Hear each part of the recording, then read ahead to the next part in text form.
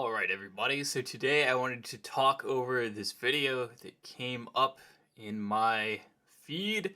Social media fitness is effed. I Need Your Help by Eugene. I generally like Eugene's videos. He's pretty informative, he's a pretty knowledgeable guy, and so let's see what he has to say. I don't know if you guys have noticed, but social media lately has been kind of up and is due to playing the game of the algorithm.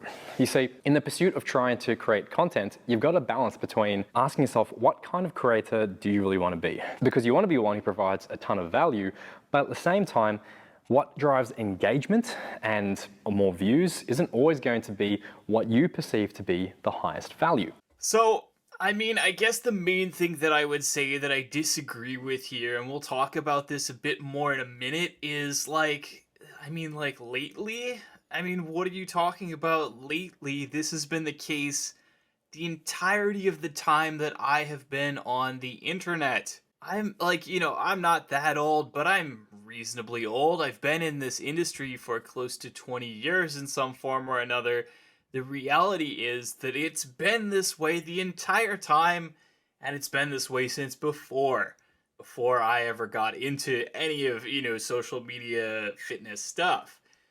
And so, yes, it's true. The reality is that it's effed up, but I mean, not in any way that's unusual or different, I would say.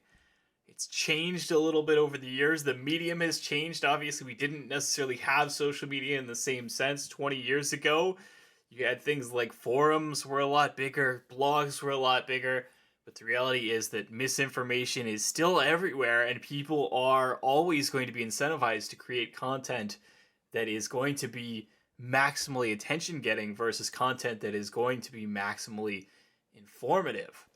And that's just the reality of things, and unfortunately that is kind of human nature. I don't know if that's going to change anytime soon. For instance, a guy like Dr. Mike has been receiving a lot of criticism in the past 6 to 12 months or so as they've really ramped up their views and their production quality with their content. A lot of this content, I think, is not what they actually believe. It is just to drive engagement. Which you might have your own personal views on. I mean, even outside of a guy like Dr. Mike, if you just open up any social media platform, you'll see within seconds so much content is driven just by bullshit clickbait as opposed to trying to deliver value and quality information.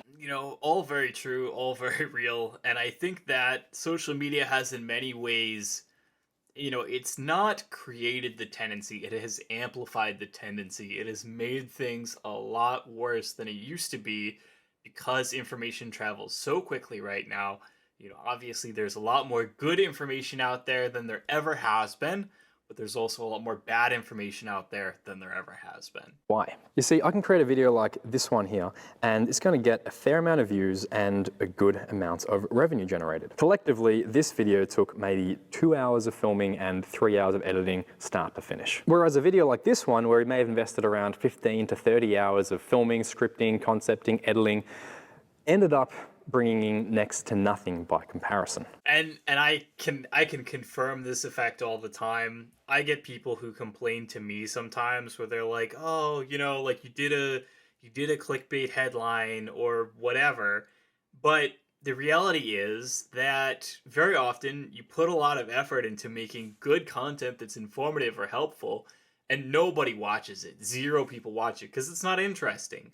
And then sometimes you make stuff that took you no effort whatsoever, and maybe you didn't even think it was going to be interesting, but that's the one that goes viral, and that's the one that gets you a lot of attention. And obviously also sometimes people will misunderstand your work or, leave a lot of hate comments or whatever. Sometimes people will just be, super mad at you about some specific word you used in your headline or whatever. I have people who have complained to me comments where they're like, oh, why don't you make more informative stuff? This video is clickbait BS or whatever. And, I'm like, okay, but this video also got 10 times the views and drove a lot more subscriptions and a lot more likes and a lot more engagement with my channel than basically, anything else that I did in a while. So obviously I'm going to have to keep doing that sort of thing. Obviously I have to chase the stuff that is actually going to give me a return on my effort. I love creating content. I don't ever want it to get to a point where I'm just making content for the sake of making content for more views and then changing the style that I do to chase that. I want to be able to maintain or increase the amount of value I can provide, but also do it in a way that is engaging and interesting for you. So today we're going to go complete improv style with our creation. I'm going to go through a whole bunch of different questions and comments that I've gotten from you guys, and I'm going to create as much content as I can in different styles as possible, and I'd love to hear your thoughts on what you enjoy, what you dislike, what you don't want to see more of. And hopefully together we can start to turn around this whole fitness content creation game for the better. This is really funny because the amount of stuff that people say to me where they're like, oh, like you have this like slightly misleading headline or whatever, oh, it implied that you believed X, but actually you believe the opposite of it because you're arguing about this topic or, whatever, right? This is actually an incredibly funny thing because this is way worse of a classic proper clickbait than basically anything I do, right? He basically spent 2 minutes being like, okay, social media fitness is screwed up. I'm going to figure out a solution. We're going to fix this together. And then he doesn't actually dig into the actual meat of the issue at all. He basically just goes like, all right, that's why I'm just doing, a video that's just a standard, answering a bunch of user questions. So he's in many ways guilty, I would say, of the exact kind of stuff that he was just talking about. He's just done a kind of clickbait video in which he, starts off presenting it as one premise and then basically just pivots it into an entirely different kind of video without really addressing that premise at all. And again, that seems to me way worse than a lot of the stuff I get accused of clickbait for, which is usually that, yes, I am talking about the topic that is in the headline, I just maybe have a slightly different interpretation or different opinion on it than maybe I initially led people to believe. Now, I want to say that, again, this is not me hating on him or anything like that. This is pretty expected, right? This is the reality of the landscape. This is the reality of the situation. You have to make videos like this. You have to kind of do that bait and switch to convince people to actually watch videos. I do not knock that at all. I have to do that sort of stuff all the time. Like I was just talking about, sometimes you have to make clickbait videos to get people in the door so that they then find the good content afterwards. So that, maybe they watched initially a video that was a bit clickbaity, they ended up subscribing because they jived with it or they liked it or whatever, and then they end up watching more videos on your page over a long period of time and then get more value out of those existing videos. I cannot knock any creator for pivoting to stuff that gets them more views, gets them more engagement, and that ultimately helps them to build and develop their brand and their business. But at the same time, there is the dark end of that, right? So I want to talk about why I think social media fitness, why I think just basically the fitness industry in general has these negative tendencies overall. And I mean, we've got so many of them going on basically at any given time because it's very easy to just basically make something up, say something really flashy, say something really attention grabbing, and build a following that way, even if there's not necessarily a lot of science or reality to back it up. Currently, I would say that we've got guys like Greg Doucette. Recently talked about Greg Doucette in another recent video. He is a guy who likes to do a lot of call-outs, likes to do a lot of natty or not videos, likes to basically stir stuff up with other social media people because that obviously gets him attention. That obviously, makes him a villain. He loves to play the villain, but it also obviously gets him the views, the results that he wants. Amusingly, also, we have Brian Johnson, the guy who says that he's going to live forever, who has basically built his brand by the fact that he is a billionaire who is spending an incredible amount of money on his personal health because he can do that. He's making a lot of probably unfounded claims about how he's going to live forever, and there's not necessarily a lot of science to back it up, right? And then we have the Liver King, whose name also turns out to be Brian Johnson, by the way. I don't know why we have two guys named Brian Johnson happening right now simultaneously. I imagine that if we get a third Brian Johnson, maybe it'll complete some kind of unholy trinity. We need a third Brian Johnson to step up and become a fitness influencer, please. But, point is, Brian Johnson, the second Brian Johnson, the Liver King, his whole shtick is basically that he eats a lot of raw meat on camera. He's taken a lot of steroids for a long time. He was, misleading people about the steroids. And he claims to live this, sort of primal lifestyle with primal tenets and so on, which are about reconnecting with nature, reconnecting with the past and so on. But then, of course, he's also running around showing off his gold watches, running around showing off how he's on a plane and how he shoots a lot of guns and how he's just obviously clearly enjoying all of the luxuries of a modern lifestyle and, of course, making a lot of money doing it. And of course, he's also always really willing to pivot his beliefs. People are like, well, didn't you say that, this kind of technology and relying so much on this kind of technology isn't primal? And he goes, oh, yeah, well, actually, I've made an exception for this because I want to do this. So, it's fine. It's primal anyway, even though it doesn't make any sense. So he's created this sort of self-contradictory philosophy lifestyle thing that, are you gonna look like Brian Johnson, the Liver King, simply because you eat a lot of raw meat and follow his primal tenets? No, not unless you're also probably taking a bunch of steroids, unfortunately. And I want to also point out that this sort of stuff is not new. As I was talking about earlier, this stuff is as old as it gets. I want to bring a little bit of a throwback. I don't know if anybody remembers the Food Babe. Vani Hari, also known as the Food Babe, is a blogger. She was super, super famous, I want to say, like early 2010s, something around there, where she made her blog where she talked about healthy eating.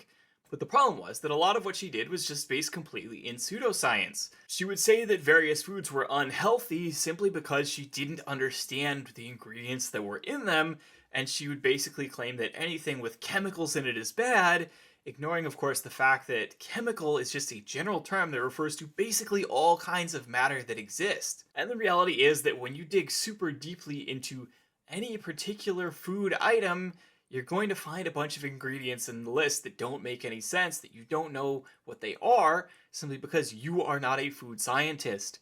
So she made a whole shtick out of being basically somebody who does not actually understand food science and scaremongering, fear-mongering based on that.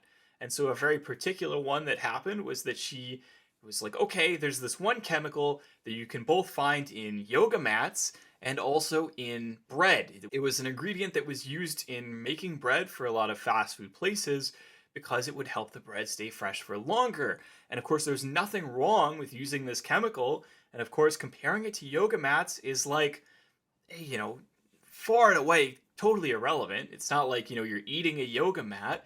It's just a random substance that also happens to be in a random other place. It would be like being like, oh, like water is in both orange juice and, this mixture of water and poison that I've made, so obviously water is bad, right? That's the kind of logic she has here. But she made this huge thing about it. It sort of became a media sensation, and this ended up causing, I believe, Subway to change their formulation for their bread. Now, even funnier, this involved a stunt, I believe, at some point where she went on TV and she did a whole thing where she, jokingly took a bite out of a yoga mat to compare it to eating the bread. I think, we've got this blurry photo here. I'm sure the original was less blurry when it was originally on TV. I seem to remember being able to find this image less blurry, 10, 15 years ago. Obviously, the internet does not have perfect memory for things that have happened a long time ago. But yeah, the point that I want to make here is that there are always charlatans. There are always people who are flashy, who get a lot of engagement, and who are able to pivot that into, basically developing a following, making a lot of money. And in particular, the fitness industry seems particularly vulnerable to this, right? And I think that there are a lot of factors that combine when it comes to the fitness industry to create this effect. So in particular, one of them is just that the science is not settled. When we talk about things like, say, for example, medicine, right? There is a lot of good research behind medicine. A lot of money goes into medicine that, means that, we have a lot of good established practices for how to do things. Obviously, that doesn't mean that we know everything about medicine. Obviously, that doesn't mean that we, think that all doctors are geniuses who perfectly know all the science and so on. Obviously not. There are a lot of issues there, of course. But at the same time, there's a lot bigger of a base of research. There's a lot more time, there's a lot more effort that has gone into figuring out a lot of stuff. We figured out a lot of drugs, we figured out a lot of surgeries, we figured out a lot of treatments for things, and as a result, we can rely on that existing body of knowledge. When you talk about the body of knowledge for fitness, the reality is that it's actually almost non-existent in comparison. We do have some research now, but the amount of research is extremely limited. The amount of research that gets funded is not very much. There's not a ton of money in it because at the end of the day, if the question is, hey, am I going to spend a bunch of money researching something with potentially zero payback for me? Do I want to put that money into, say, researching new drugs or cancer treatment or whatever, or which could potentially pay me back significantly in the long run, in addition to helping improve people's lives? Or am I going to invest my money in, figuring out how this 20-year-old guy can bench press 10 more pounds, right? There's nowhere near the level of interest in researching fitness. Now, of course, there is some research that's interested involving fitness, in particular because sports is a pretty big industry, and of course that means that sports motivates a lot of research in the field. But even with all that, again, it's really only been, I would say, the past 20 years or so that we've really started to see very much research. Before that, stuff was very, very bits and pieces, right? We do not have, even today, a very good picture overall of the research when it comes to the best practices for fitness. A lot of stuff relies not specifically on actual science, but on just practices that have been built up over the years, things that people have done. And of course, some of those practices are validated by the research, and some of those practices are not. And so the reality is that, very much we are an industry that's very reliant on the concept of art versus the concept of science. It's very much an industry that has relied for a very, very long time on just people making stuff up and trying it out and arguing their case, and a lot less so on actual science and an actual body of research. So it does make sense that you'd get people that just sort of make their own stuff up because it's not necessarily any better quality, inherently, than the kind of stuff that already exists that you're already seeing out there on the internet. And then this follows into my next point, which is simply that we don't have the level of standardization that you would expect to see in other industries. So again, just to go back to the example of the medical industry, obviously someone goes through all of the training, all of the study, all of the research needed to become a doctor. They're not necessarily, obviously there's going to be some doctors that are really brilliant and some that are not so brilliant and so on. That's just the reality of the situation. But, there is a certain standard. For the most part, you are going to expect that there's a certain standard. And obviously, if people don't hold to that standard, they could have their medical license revoked, which could significantly negatively impact their future ability to make money and to support themselves, right? So that does help to ensure that there is a particular standard.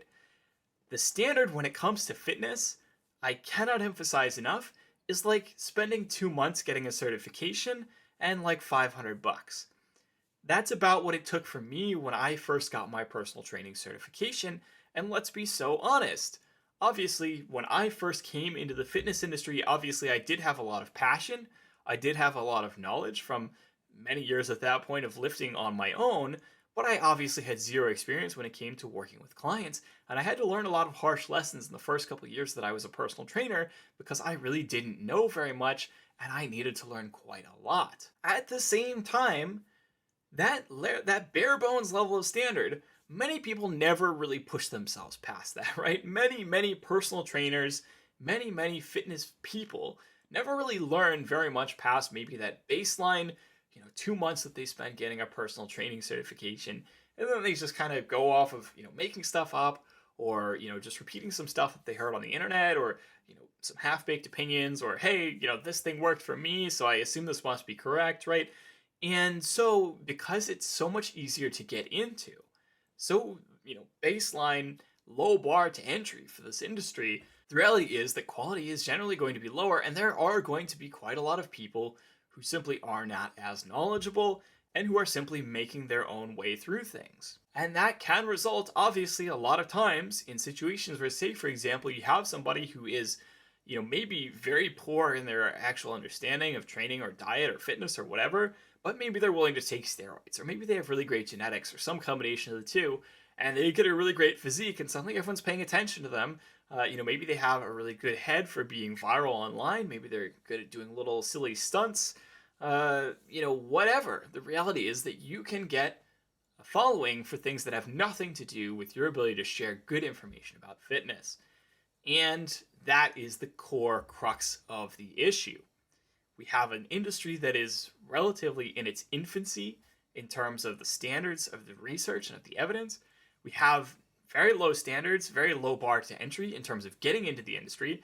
We don't necessarily have a high bar in terms of continuing education or standards in terms of practices. And so the end result is that basically everyone can get into the fitness industry and everyone can have an opinion.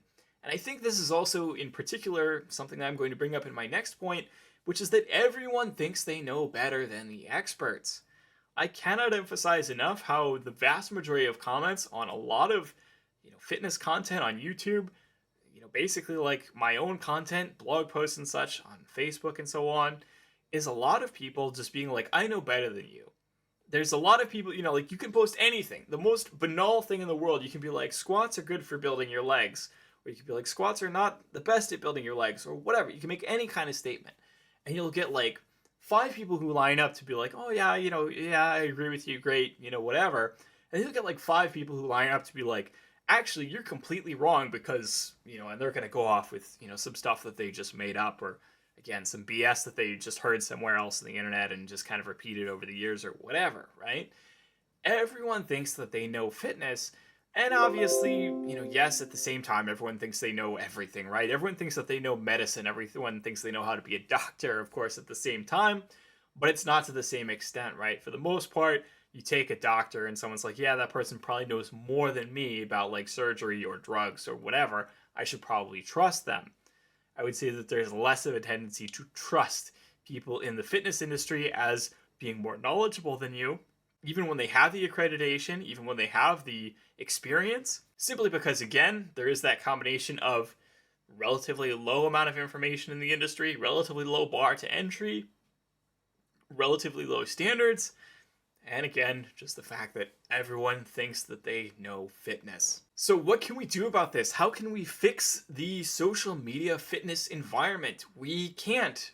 I'm gonna be so for real with you. That is the reality.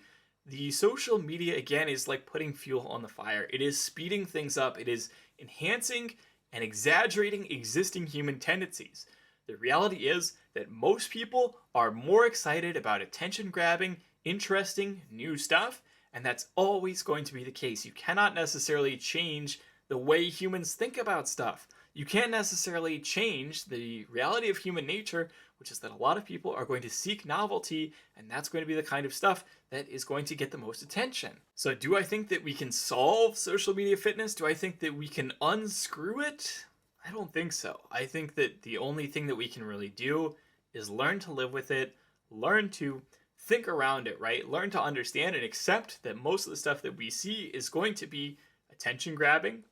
If you are a content creator, you learn to focus on the stuff that strikes the right line, right? Which is the balance between, okay, you need to get attention, you need to get views, you need to do stuff that is going to get you people into your content, but you also need to teach people. You also need to empower people. You can't just, make stuff up. You have to actually rely in some extent on the science, and you have to help communicate good information where possible. Do I think that, everyone's going to listen to this stupid random video from one random guy who makes YouTube videos? Obviously not. Do I think that making this video is going to change anything? Obviously not. But that is the reality of the situation. Here we are. Hopefully this video can make some tiny little dent, some tiny little change. Maybe it helps, like one person. Maybe it helps 2 people. Maybe it helps 5 people, right? Whatever. I'm hoping that it does help some people. So that is all for today's video. I hope that you enjoy it. As always, don't hesitate to like, comment down below, let me know what you would like to see in future videos, subscribe, smash the notification bell. Have a good week. I will talk to you all next time.